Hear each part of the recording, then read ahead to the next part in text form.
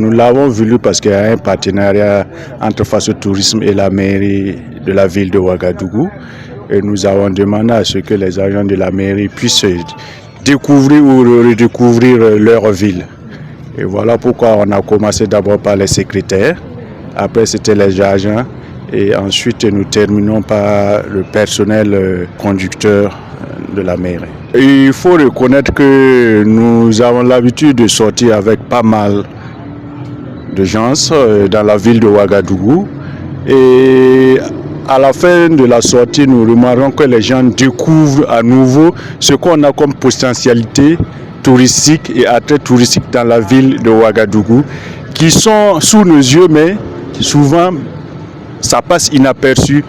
Il va falloir qu'à chaque fois, on les montre ou on les fasse redécouvrir les potentialités touristiques pour que les gens aient aussi un autre regard par rapport aux attraits de la ville de Ouagadougou. C'est souvent pas évident avec la population.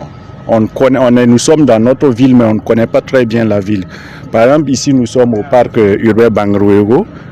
Il y a des gens qui ne savent pas qu'il y a des animaux sauvages au parc urbain Bangrouéro. Donc, c'est une occasion pour nous de faire la publicité du parc urbain Bangrouéro pour accueillir plus de visiteurs, surtout les nationaux. Et à l'endroit du public burkinabé et particulièrement ceux de Ouagadougou, c'est d'essayer de connaître notre ville. Parce que vous savez maintenant, avec l'insécurité, il n'y a plus d'étrangers qui visitent notre ville. C'est à nous maintenant de visiter notre ville pour que ce que nous avons comme potentialité touristique puisse vivre. Vous voyez les animaux qui sont là. S'ils sont là et que personne ne vienne les voir, ça ne sert pas. Les forestiers auront fait un travail qui ne sert à rien. Mais une fois que c'est visité, non seulement on fait vivre la structure et on apprend à nos enfants, à notre population à découvrir ce qu'on a comme potentialité. Vous avez vu qu'on a vu un hippopotame ici.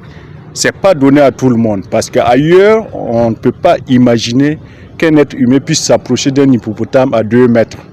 Et c'est ce que nous avons visité ce matin. Et on a vu pas mal d'animaux.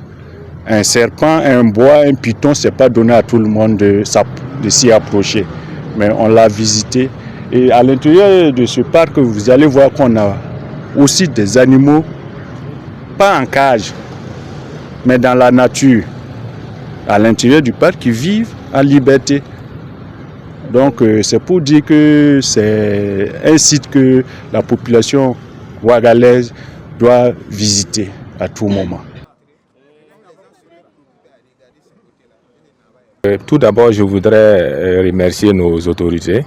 Et le premier, le président de la délégation spéciale, d'avoir initié cette sortie. Et aujourd'hui, pour les chauffeurs, je pense que, bon, pour revenir à votre question, c'est un sentiment de satisfaction, de joie et de fierté. Parce que c'est pour une première pour les conducteurs qu'on a pu initier ces genres d'activités. Donc on tient beaucoup à les remercier et puis bon, à demander à ce que ces genres de trucs puissent se répéter.